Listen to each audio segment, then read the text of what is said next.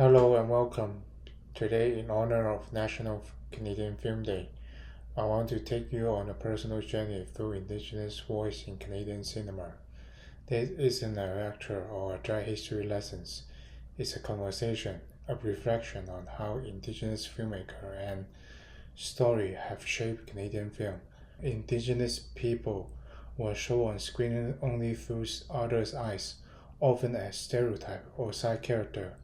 As Simon Greek filmmaker and Steno Hardry puts it, there are a lot of dangerous things that happen when someone is not telling their own story. In a case, indigenous just become props in the films. That quote stick with me because it highlights why enthusiastic voice matter. In this video essay, we will look at a capture selection of Canadian film where Indigenous director, writer, and community take back the narrative, express their identity, history, and perspective on their own terms.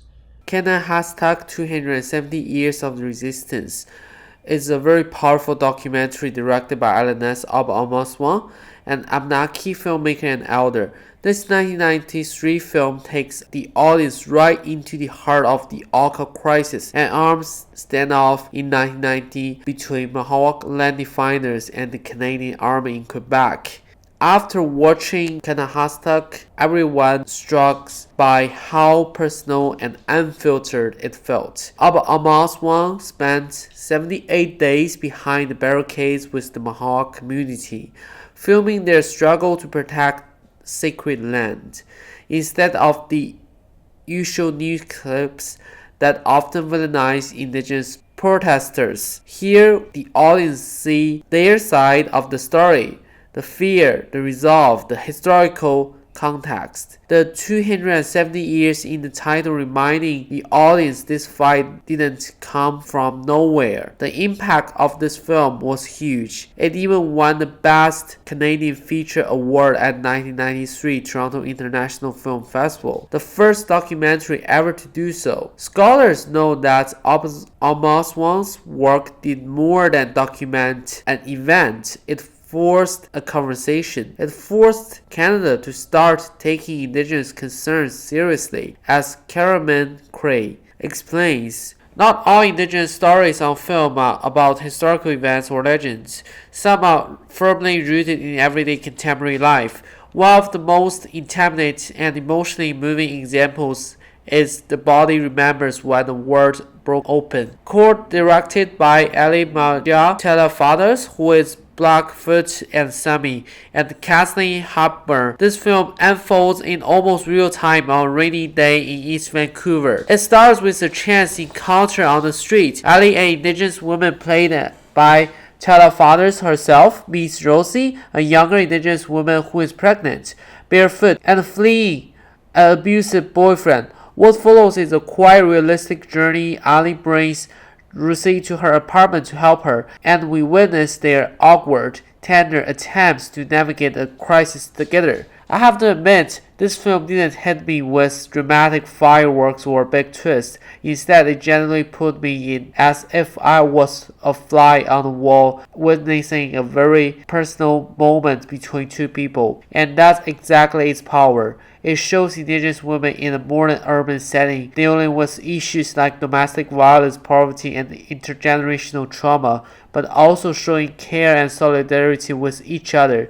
These are perspectives we rarely see in mainstream media, where Indigenous women are often either invisible or portrayed only as victims.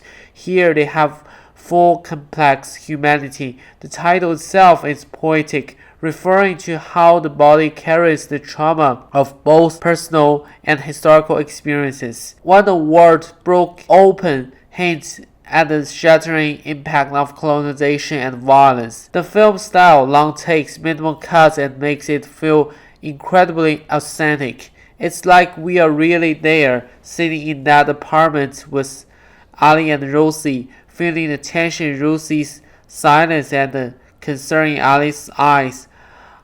Let's look at a film that takes hard historical reality and channels it into bold genre, bending storytelling. Rhythm for Young Ghosts is a horror teen drama written directed by Jeff Barnaby, who is Micmac from the Latinistic community. Barnaby, who sadly passed away in 2022, was known for pushing boundaries, and this film is a prime example. Rhythm for Young Ghosts is set in the 1970s on a fictional Micmac reserve and follows a teenage girl named Anila. She is dealing with the fallout of residential school and an abused Indian agent who terrorizes her community rather than portray indigenous people only as a victim. Barnaby flipped the script. Anila is clever, rebellious, and ready to fight back. The film basically serves up as a revenge fantasy against the colonial system. There is a dark humor, comic book style, animation in the plot, and a Tarantino flavor as Anila outsmarts those who oppose her. When I first watched it, I was surprised by how unapologetic it was. It's angry and Catholic, but also awful. From an indigenous perspective, I imagine it's empowered to see a young indigenous woman take agency in a world stacked against her. From my perspective, it taught me about international trauma of residential school in a way that no textbook ever could do. Throughout raw emotion and storytelling, academic writers have noted that the film, like Rhythm of Young Ghosts, challenge the colonial gaze. They don't cater to what a non-indigenous audience might expect to see. Instead, they center indigenous experience and even indigenous style of storytelling. Barnaby mixed in the Mi'kmaq language and a cultural reference throughout. By the end of this film, the old stereotype of the passive Indian is throughout shelter. We see instead a story of resilience and resistance, packaged in a thrilling cinematic ride. Is a punch reminder that indigenous cinema isn't big. Now let's talk about language and culture on film. Edge of the Knife, known in Hausa as Saguayi Kono, is a film that feels like a time portal and a cultural milestone in one. It's the first feature film ever made in the Hindi language, which is spoken by only a handful of elders, directed by Hindi filmmaker Guayi Eldershaw and talent filmmaker Helen Hartbrand. This film was a true community effort. Local Hindi people not only act in it, many learn or brush up on the Hindi language to perform their role. The story itself is based on a Hindi legend about the wild man, a tale of men consumed by grief who become supernatural wild beings. It's set in 19th century on Hadi's Guanyi, and the film immerses you in the world. Traditional tattoo, crab bang clothing, dramatic dance, and of course the language being spoken throughout. I find it haunting and beautiful. There is something almost scary about hearing the dialogue in a language that outside tired for so long to ease, now carrying a feature-length movie. One of the Hadi team members said, "The emotional impact of this project is difficult to describe. The Hadi nation is enthusiastic to have taken part and so see the finished product. That joy of cultural paradise comes through in the film. Beyond preserving language, Edge of the Knife contribute to Canadian cinema by showcasing a story and a worldview that most viewers, even within Canada, have never seen on screen before. It's educational, yes.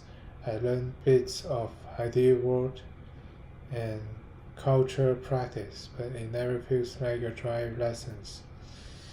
It's a gripping drama that just happened to also an art, an act of cultural perception in the context of indigenous voices. This film demonstrates how cinema can help keep a language alive and empower a community, and it connects to early success like underdrawing. In fact, people often compare the two, nothing that it took 18 years after Andronic for another indigenous language film of this scale to emerge. Edge of the Knife is testament to indigenous people demonstration to see themselves in their own work on screen for Canadian culture is a treasure, inviting everyone to appreciate the depth and diversity of the ID heritage. Last but not least, North Lore is a 2025 documentary produced by NFB, and this is a documentary featuring the snow, the land, the animal, the nature, the deep connection between indigenous people and their land. This documentary combines both live action and animation footage, which is good for both adult audience and which is good for the education purpose for the education purpose for the children and teenage audiences.